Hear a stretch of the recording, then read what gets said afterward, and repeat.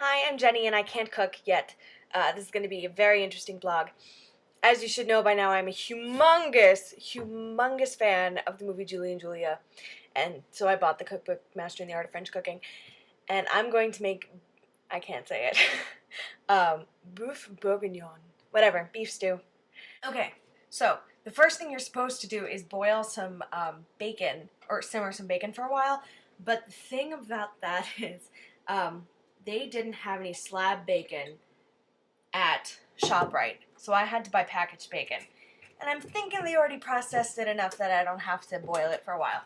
Okay, so you saute that for a while, for a couple minutes. Spread it out. While that's going, I'm going to chop up an onion. So, you take off this end.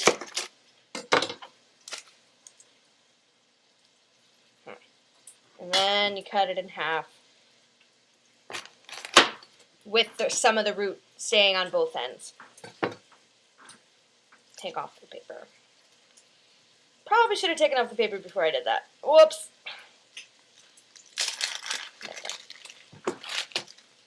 Okay. Now, you put a couple cuts in it this way. Oops.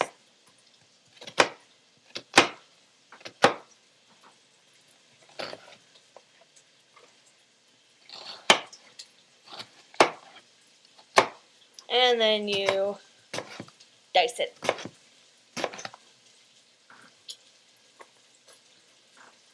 And don't get onion on the laptop.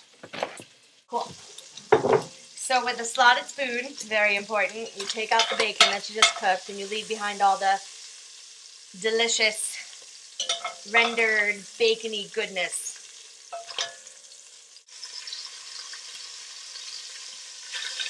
Ooh, ow!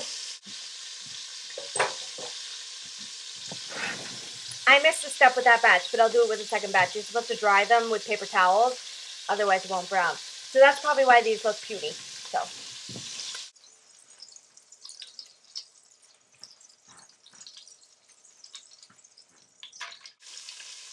I keep getting sprayed with olive oil every time I touch this. Now I have an onion, and carrots on the floor.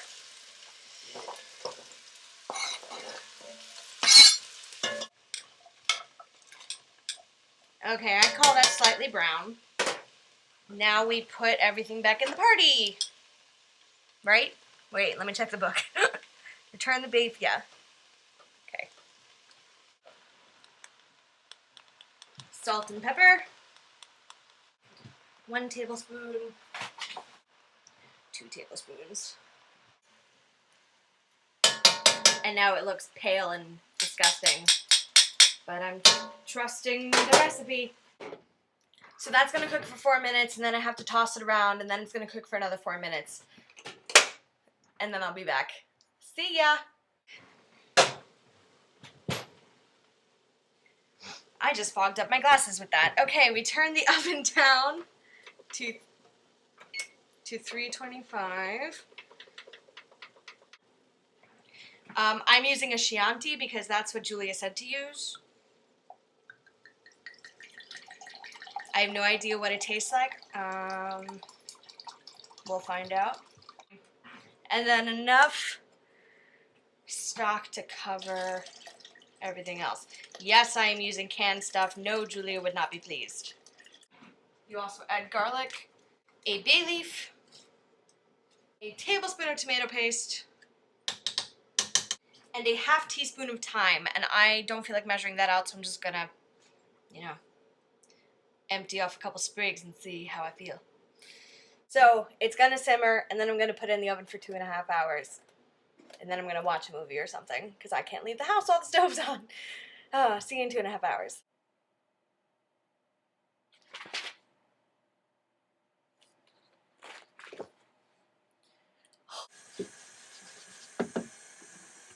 That all you see is violence in movies and sex on TV.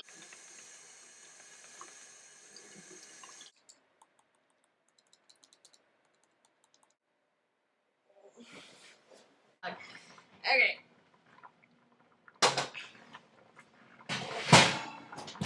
So there is the lovely stew so far. Turn off. I'm going to take out all the meat. Here is a pot with a sieve on top, and I'm going to try to drain the sauce. Wish me luck.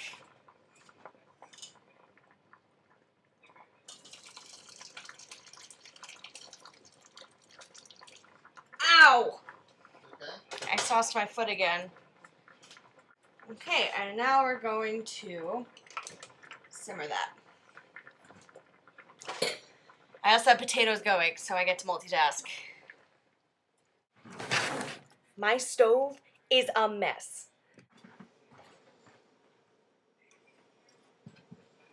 Ew, it's seriously like skin. Looks like some. The top of the sauce, oh, I got rid of it, but like, It's like pudding skin. it's like pudding skin, but it's not tasty. You see, a lot of people. A lot of people like pudding skin as a dessert, which is why I guess Just you the would. skin, not the rest of the pudding? Well, the skin's the best part, which is why I guess you would choose to make homemade pudding traditionally, as opposed to buying the little Swiss Miss packets. So. Thank you.